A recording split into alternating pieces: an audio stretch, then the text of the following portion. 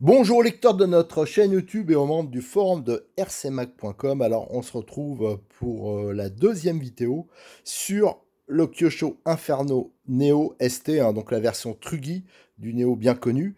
Et donc c'est une version Nitro. Alors on a déjà regardé tous les détails au niveau carrosserie, équipement, le moteur qui est différent, enfin voilà, toutes ces choses-là, le réservoir. Donc ça, ceux qui n'ont pas vu la première vidéo, je vous invite à la visionner. Et là, on va commencer à la dépouiller. Alors le but, hein, je vais faire plusieurs vidéos. Peut-être que je m'en prendrai même un pour le plaisir, hein, parce que moi j'adore le Trugi. Je trouve que c'est une super catégorie. Et j'en ai jamais eu en nitro. J'en ai en électrique, hein, mais en nitro, j'ai jamais eu. Alors donc, on va déjà, on va tout dépouiller. On va aller voir les différentiels pour voir si c'est les mêmes que la version buggy. On va démonter aussi les roues pour voir les moyeux, si c'est les mêmes aussi, ce qu'on peut monter comme roues. Enfin voilà. Donc là, en premier, ce qu'on va faire, on va commencer par démonter les roues. Et les jantes, donc vous avez hein, des jantes à bâton et on peut voir la clé qui est fournie. Donc je vais déjà commencer par ça. Alors là, j'ai commencé, vous voyez, à démonter les roues, mais je voulais vous montrer quelque chose. Alors là, ça s'adresse aux débutants. Vous avez donc l'écrou de roue et vous avez donc le filetage, vous voyez, du moyeu qui dépasse un peu. Et si vous regardez les vidéos qu'on avait fait avec le Neo, la version buggy à Montpellier, qu'on avait fait le rodage, en tapant un peu hein, sur des bordures, on avait, bien sûr, ça avait tapé un peu sur le filetage. Et vous imaginez bien après que pour démonter l'écrou, ça devient galère. Et au pire, ça peut devenir carrément indémontable. Donc on foire l'écrou, on foire le moyeu. Et souvent la jante, faut la niquer hein, pour tout démonter. Donc je vous en parle pas du tarif après. Donc tout ça pour éviter ce genre de problème. Sur toutes les voitures, je conseille de monter ce genre de moyeu. Alors déjà, ils sont jolis. Il y a plusieurs couleurs qui existent. Et ils protègent donc parfaitement le filetage. Et en plus, ils empêchent la boue, les saletés de rentrer dans le trou là. Et au bout dans cet orifice, au bout, il y a une vis sans tête et qui, elle, permet de maintenir la goupille. Vous voyez, la goupille qui est ici. Voilà. Et donc, s'il y a des saletés qui rentrent dedans, vous imaginez bien qu'après, pour démonter, c'est pas pratique. Alors, vous avez ces moyeux, hein, enfin, ces écrous de roue, excusez-moi.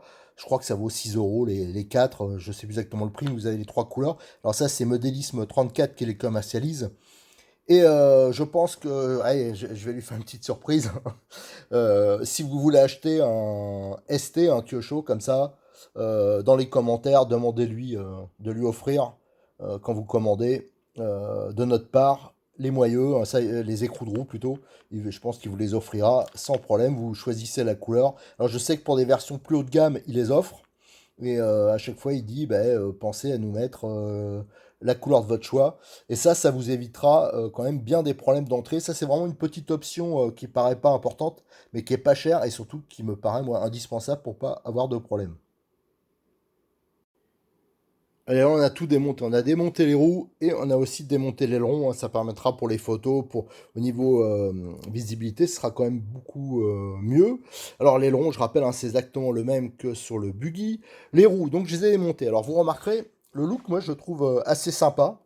Voilà, donc c'est avec des jantes en fin de compte à bâton. Si on compare ça aux pneus qu'on a en compétition, hein, ça c'est des pneus Trugy aussi, aux jantes qu'on a en compétition, hein, c'est souvent des jantes pleines comme ça. Donc c'est vrai que là le look il est quand même assez sympa. Alors j'ai fait un petit comparatif des déports. Là c'est un déport qui est un peu plus important qu'avec les roues des voitures de compétition. Alors ça, c'est pas du tout gênant. On aura seulement une voie qui sera réduite d'à peu près 1 cm, donc ça, c'est pas grand-chose. Alors par contre, avec l'autre pneu que je vais vous présenter après, qui est plus un peu mix pour ceux qui veulent rouler sur le goudron, des choses comme ça, là par contre, le déport, il est plus important sur ce pneu-là. Ça, on le présentera après. Alors, par contre, on va revenir avant sur les moyeux. Voilà, c'est ça que je voulais vous parler. Quand j'ai démonté les roues, donc on découvre que les moyeux, si vous comparez à ceux du buggy, ils sont à peu près de le double en épaisseur, hein. Normalement, c'est que la première partie sur le buggy. Voilà, donc il y a un déport qui est plus important. que ce soit à l'avant, à l'arrière, voilà. Donc c'est le changement par rapport au buggy, hein. Par contre, ça reste les mêmes porte-fusées. Après, alors, donc au niveau des roues, le profil, on peut voir le profil, c'est un profil mix, hein. Ça passera à peu près partout et surtout, ça va pas s'user très rapidement, hein, parce que c'est des gros crampons. Donc ça, c'est plutôt, ça va bien avec ce genre de voiture, hein, destinée plus au loisir. La gomme est moyenne, donc ça va quand même au niveau dureté, donc ça aura quand même une bonne adhérence. Donc c'est un pneu qui aura une utilisation mix, passe-partout, c'est exactement ce qu'on lui demande sur ce type de voiture. Après, bien sûr, si vous voulez changer de roue, ou alors vous allez dans un club, vous voulez des roues plus performantes, il faudra passer sur des marques qui font des pneus spécifiques compétition. Et là, vous voyez tout de suite que les profils sont très différents. C'est souvent des mini-crampons, enfin voilà. Donc, bien sûr, vous imaginez bien que si vous roulez sur le goudron avec ça, vous allez tout de suite les râper, tandis que là, ça résistera quand même beaucoup mieux. Donc ça sert vraiment que pour la terre. Et donc, je vais vous présenter deux pneus de compétition. C'est vraiment deux marques qui sont vraiment que- voilà, qui produisent de très bons pneus pour le Truggy et qui sont bien sûr très bons aussi en 1/8 buggy. Alors là, vous avez le profil de chez Sismic, hein, qui est unique. Voilà, donc Sismic, ils ont joué que sur un profil, c'est-à-dire un seul dessin, mais par contre, il est hyper performant et surtout, il est disponible dans toute une série de gommes qui est adaptée, alors selon si on roule sur de l'herbe, du synthétique, s'il fait froid, s'il fait chaud, voilà, ils ont toute une gamme. Donc ça, c'est impossible avec ce pneu de pas obtenir l'adhérence maxi. C'est vraiment un très très bon produit. En plus, c'est français, c'est produit à côté d'Auxerre par Sébastien Lenard. Et sur notre chaîne vidéo, vous trouverez des vidéos, hein, vous fouillez bien, il y a des interviews de Sébastien Lenard qui nous explique la conception des pneus, comment les utiliser, comment choisir la gomme. Ça, donc, vous pouvez trouver toutes les infos sans problème. Après, on a la marque AK qui fait aussi. Alors là, par contre, il y a plusieurs profils. Vous voyez, c'est un peu le même genre. Et c'est une marque américaine, donc qui est un peu plus cher quand même que les Sismic. Et qui fait aussi d'excellents pneus. Là, c'est par exemple l'Impact. Et l'Impact, c'est un très très bon pneu aussi en truggy, mais aussi en buggy. Et après, je voulais vous présenter. Alors, ça, c'est un pneu qui est commercialisé par Modélisme 34, hein, le Moto. Voilà. Alors ça, moi, je l'utilise déjà sur mon Truggy. J'ai déjà utilisé pour des démonstrations, notamment quand on roule sur du goudron, des choses comme ça. On les massacre, les pneus, hein. C'est des voitures qui sont puissantes. Et vous aimez bien que les petites tétines, ça part vite. Donc, moi, j'utilise ce genre de pneus qui s'usent très peu, qui offrent une bonne adhérence. Et c'est des motos, et en plus, ils sont pas très chers. Voilà, et c'est des pneus donc plus mix route, mais ça va très bien aussi pour. Ça permet voilà, de rendre ce Truggy très polyvalent. Alors voilà, on a fait le tour des roues.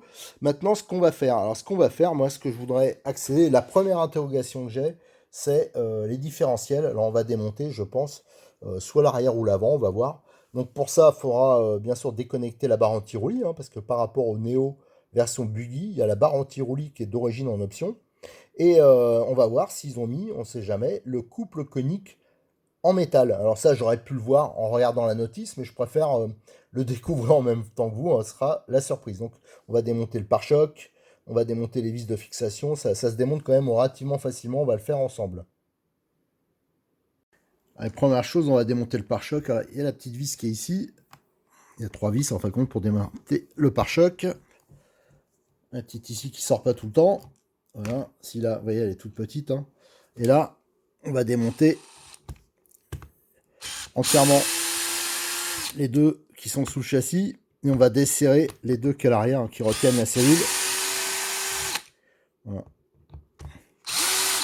On va pas le retirer complètement, ça va. Voilà.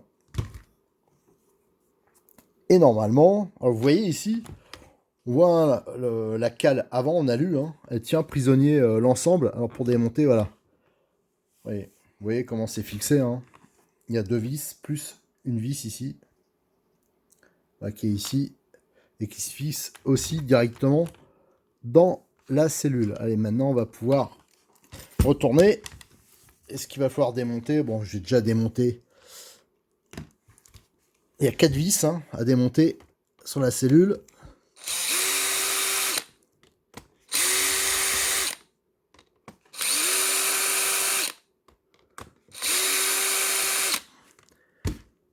Voilà.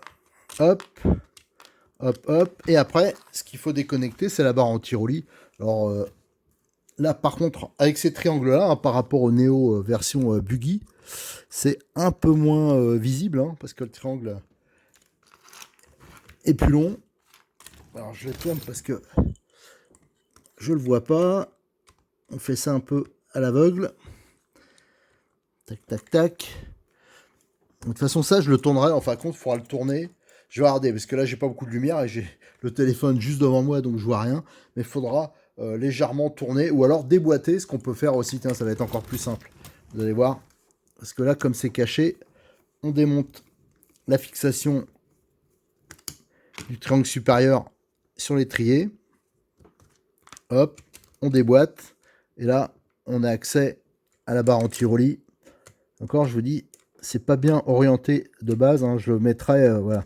Là, vous voyez, là, c'est déboîté. On va faire la même chose de l'autre côté. Vous voyez, en fin de compte, si on veut changer un cardan ou une pièce comme ça, c'est assez rapide avec ce mode de fixation des pièces. Hein. Vous voyez, vous avez la première partie qui est filetée.